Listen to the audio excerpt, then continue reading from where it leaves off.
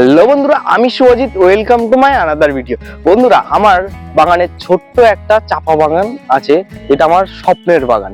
দেখো বন্ধুরা, সব গাছে প্রায় ফুল আছে, কুড়ি আছে। সবার প্রথমে দেখাই তোমাদের এই পিঙ্ক কালারটা। দেখো, অপরূপ সুন্দর দেখতে। এই ফুলটা কালকে ফুটেছে, তার আগের দিন এটা, তার আগের দিন এইটা, আর একদম শেষে এই ফুলটা নষ্ট হওয়ার মতন।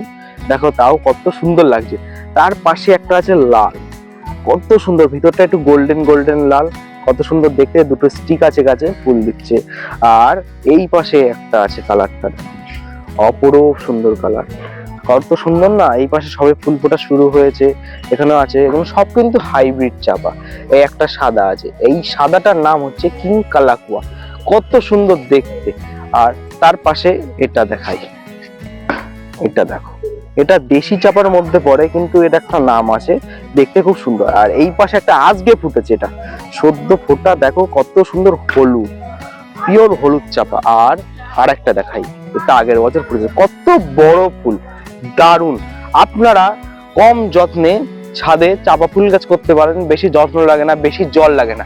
এক সপ্তাহের জন্য বেড়াতে গেলে এই গাছের কোনো টেনশন করতে হয় না। এক সপ্তাহ জল না দিলেও গাছ বেঁচে থাকবে এবং প্রত্যেক বছর ফুল দেবে। এই একটা স্টিক ফুল এসছে, এই ফুলটা প্রায় 6 থেকে 7 মাস ফুল দেবে। এই ফুলের যেরকম সুন্দর গন্ধ, সেরকম সুন্দর দেখতে। আর কত সুন্দর, ছোট গাছ থেকে বড় গাছ, সব গাছেই কুড়ি চলে আসে। দেখুন, আমার এই একটা ছোট গাছ ম্যাচিওর হয়ে গেছে, কুড়ি চলে এসছে। এগুলো ড্রপ ভ্যারাইটি, কিছু কিছু আছে ড্রপ ভ্যারাইটি, যা ছোট হয়, প্রচুর ঝাঁকড়া হয়, আর প্রচুর পরিমাণে ফুল দিতে পারে। সেই কারণে চাপা ফুল গাছটা ছাদ বাগানের জন্য বেস্ট গাছ। আর আজকের ভিডিওটা এই পর্যন্ত। যদি ভিডিওটাকে ভালো লেগে থাকে তাহলে চ্যানেলটা সাবস্ক্রাইব করবেন, লাইক করবেন, শেয়ার করবেন।